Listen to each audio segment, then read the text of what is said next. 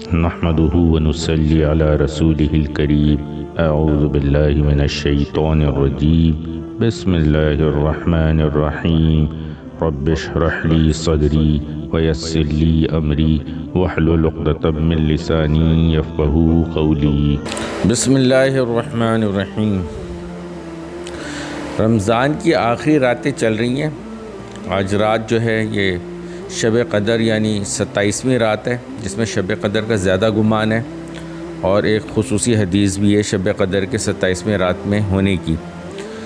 تو سب سے زیادہ تو ہماری یہ توجہ ہو کہ ہماری یہ رات بالکل بھی کسی بھی قسم کی خوشگپیوں میں یا کسی بھی قسم کے ایسے اعمال میں نہ لگے جن کی وجہ سے ہماری یہ رات ضائع ہو جائے اور یہ اتنا بڑا ثواب جو ہے ہم سے ضائع ہو جائے۔ ہر ممکن کوشش کرنی ہے اس رات کو زیادہ سے زیادہ ان اعمال میں لگانے کی، جیسے کہ وہ پہلے بھی ہم بہت سے چیپٹرز میں یہ بات کر چکے ہیں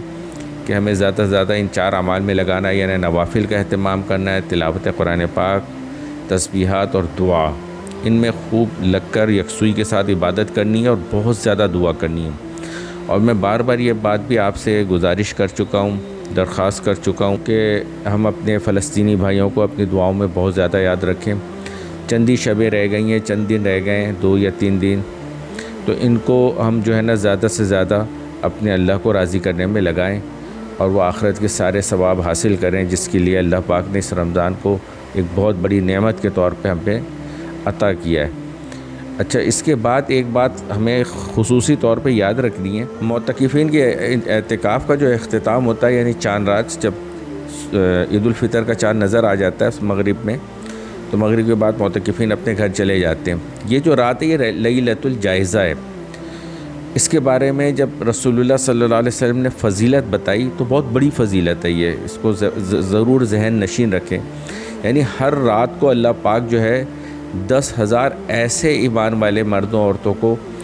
جہنم سے خلاصی عطا فرماتے جن پر جہنم واجب ہو گئی ان کی برے اعمال کی وجہ سے۔ اللہ معاف کرے، ہم میں سے اکثر مسلمان جو ہیں ایمان والے ہیں، اہل ایمان ہیں، مرد ہوں عورت ہوں، مگر ہمارے اعمال اتنے زیادہ گئے گزرے ہیں اور ان کی پکڑ یا گرفت کی وجہ سے ہم پر جہنم واجب ہو جاتی ہے۔ اللہ نہ کرے ہم پر ہو۔ ایسے بہت سے ایمان والے مردوں پہ بھی عورتوں پہ بھی یعنی جہنم واجب ہو جاتی ہے۔ تو اللہ پاک اس رمضان کی ہر رات کی برکت سے 10,000 ایسے اہل ایمان کو جہنم سے خلاصی عطا فرماتے ہیں۔ اور ایک رات، آخری رات ایسی ہے جس کے بارے میں رسول اللہ صلی اللہ علیہ وسلم نے فرمایا، جس کا مفہوم ہے کہ اس رات کو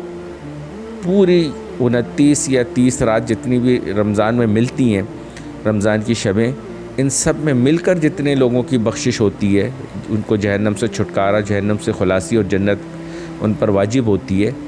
10,000 ہزار ہر رات کے اعتبار سے۔ تو اس ایک ہی رات میں اکیلے جو ہے اتنے افراد کو اللہ پاک جہنم سے خلاصی دیتے ہیں۔ یہ اتنی برکت والی رات ہے۔ تو اس رات کی ایک خاص یہ بھی وجہ ہے کہ جب معتکفین مسجد سے اپنے گھر چلے جاتے ہیں تو مسجد بالکل ویران یا سناٹے میں آ جاتی ہے، ویران ہو جاتی ہے مسجد۔ تو یہ مسجد کے لیے اسی وجہ سے ویسے جتنے بھی نفلی اعمال ہیں، یعنی روزانہ کے بھی نفلی اعمال ہیں، جو معتکفین اعتکاف میں بیٹھے ہیں وہ تو مسجد میں سارے اعمال کریں گے، مگر عام لوگوں کے لیے کیا ہے؟ عام لوگوں کے لیے یہ رکھا گیا ہے کہ ان کے نفلی اعمال وہ گھر میں یکسوئی کے ساتھ جس قدر خفیہ انداز میں، خفیہ سے مراد بالکل ہی مخفی نہیں، مطلب یہ کہ بغیر بے ریا انداز میں کریں، لوگوں کو دکھاوا نہ کریں، اپنے کمرے میں یکسوئی کے ساتھ کریں، تو نوافل عبادت کا زیادہ ثواب اسی میں حاصل ہوتا ہے۔ مگر اس رات کو یعنی لیلۃ الجائزہ، آخری رات جو ہے، عید رات جسے چاند رات بھی کہتے ہیں، اس رات کی عبادت کو جا کے مسجد میں کرنا یہ افضل ہے۔ تو ہر کوئی اس کی کوشش کرے کہ کچھ نہ کچھ وقت، تھوڑا سے تھوڑا وقت ہو، بہت زیادہ نہیں کر سکتا، پوری رات نہیں کر سکتا اور بہت ساری مصروفیات ہوتی ہیں، تو تھوڑا وقت ضرور نکالے اور رات کو جا کے مسجد آباد کرے۔ 9 سے 10 راتیں اعتکاف کی مسجد میں بڑی رونق رہتی ہے، اور مسجد میں عبادات اور اعمال کا پوری رات جو ہے نا یکسوئی سے لوگ کر رہے ہوتے ہیں، ایک ماحول بنا ہوتا ہے۔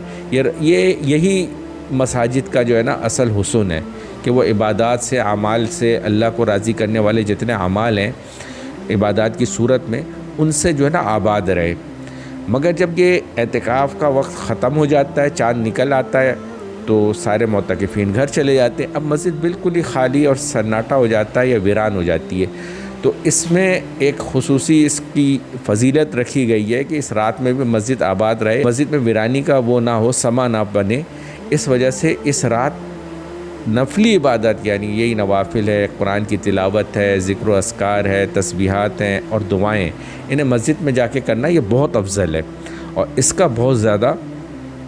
اہتمام کرنا چاہیے۔ یہ لیلۃ الجائزہ ہے۔ جب اس کی فضیلت بتائی رسول اللہ صلی اللہ علیہ وسلم نے اصحاب رسول کو، کہ صحابہ نے سمجھا کہ شب قدر کی فضیلت بتا رہے، تو اللہ کے رسول صلی اللہ علیہ وسلم سے پوچھا صحابہ کرام نے کہ یہ جو اتنی فضیلت اس رات کی ہے کہ اللہ پاک اس سے راضی ہو جاتے ہیں، بخشش فرما دیتے ہیں، مغفرت فرما دیتے ہیں، تو یہ کیا لیلۃ القدر ہے یعنی شب قدر کی رات ہے؟ تو اللہ کے رسول نے فرمایا جس کا مفہوم ہے نہیں، بلکہ اصول یہ ہے کہ جب مزدوری کرنے والا یعنی محنت کرنے والا اور مشقت کرنے والا اپنی محنت اور مشقت اور مزدوری سے فارغ ہو جائے تو اس کو اس کا اجر دے دیا جائے۔ یعنی یہ جو پورے مہینے کی محنت کی ہے عبادت گزاروں نے، پورے دن روزے رکھے، روزانہ قیام اللیل کیا، رات کی قیام کو اپنایا تراویح کی صورت میں، تہجد کی صورت میں، اور جتنے نوافل پڑھے اور جتنی تسبیحات کی، جتنی تلاوت کی، قرآن سے جتنا اپنا تعلق جوڑا، دین کو جتنا سیکھا، لوگوں تک جتنا دین کو پھیلایا، یہ جتنے بھی نیک اعمال رمضان میں کیے، تقوی کا اہتمام کیا، پرہیزگاری کا اہتمام کیا، مزاج پہ اپنے قابو رکھا، اور ہر عمل کو اللہ کی رضا کے لیے کیا، اللہ کی خوشنودی حاصل کرنے کے لیے کیا، اللہ کے پیارے رسول صلی اللہ علیہ وسلم کی سنت اور ان کی اتباع میں کیا، تو یہ سارے اعمال کو عام دنوں کے مقابلے میں ہر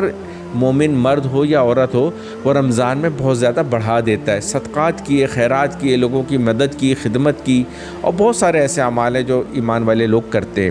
تو اس میں اب اللہ کے رسول صلی اللہ علیہ وسلم جو فرما رہے ہیں اس کا مفہوم ہے کہ اب یہ جو اتنی محنت مشقت کی تو انہوں نے ایک طرح کی مزدوری کی اللہ کے آگے، اللہ کے اجر کو پانے کے لیے، بخشش کو پانے کے لیے، آخرت میں جنت کو پانے کے لیے، تو اللہ پاک اسی وقت نقد اسی رمضان کی رات میں ہی، آخری رات میں ہی جو عید کی رات ہوتی ہے، اس میں ہی اللہ پاک اس کا اجر عطا فرما دیتے ہیں اس کی بخشش اور مغفرت کی صورت میں،